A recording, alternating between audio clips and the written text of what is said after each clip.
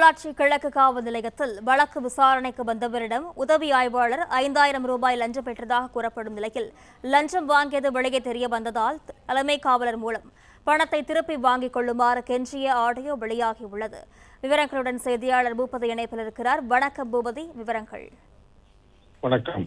கோவை மாவட்டம் பொள்ளாச்சியைச் சேர்ந்த முகேஷுக்கும் ஏற்கனவே திருமணமான ஒரு பெண்ணுக்கும் தகாத உறவு ஏற்பட்டு இருவரும் கோவை ஒரு பகுதியில் தங்கியிருந்ததாக கூறப்படுகிறது. சில தினங்களுக்கு முன்பு கணவன் அந்த பெண்ணை தன்னுடன் அழைத்து வந்துள்ளார். தொடர்ந்து முகேஷ் அந்த பெண்ணுக்கு தொலைபேசி மூலமாக தொந்தரவு செய்துள்ளார். இதையடுத்து கணவன் மனைவி இருவரும் விஷம் குடித்து தற்கொலைக்கு முயன்றுள்ளனர்.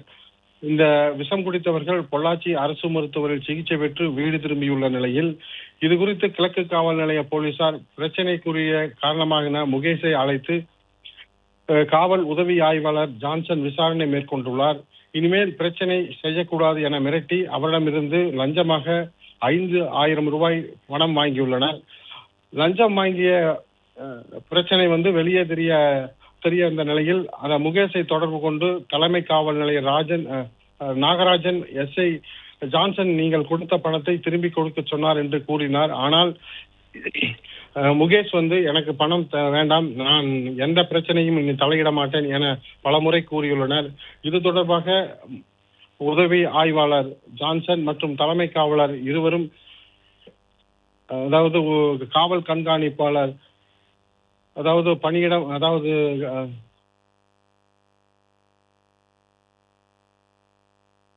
சரி, இந்த அமௌண்ட் மட்டும் சார் உங்ககிட்ட கொடுக்க சொன்னாரு. சரிங்க சார். அவர் வேண்டாம்டா, நான் முகேஷிட்டே கொடுத்துருவேன் செலவுக்கு ஆகுனாரு. நீங்க பேர் முடிக்கிட்டே வரீங்களா, வாங்கிக்கிறீங்களா? இல்லைங்க, 5000 கொடுக்கவே திருப்பி கொடுக்குறேங்கிறாரு சார். முகேஷ் கொடுத்துட்ருங்க, வேண்டாம் நாராஜ் அப்படிங்கிறாரு. ஏங்க சார்?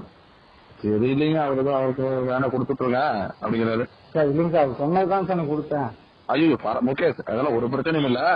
அவர் வேணாம், அந்த பையன் தான் செலவு, பையன் இல்லாத பையனாகிறான்.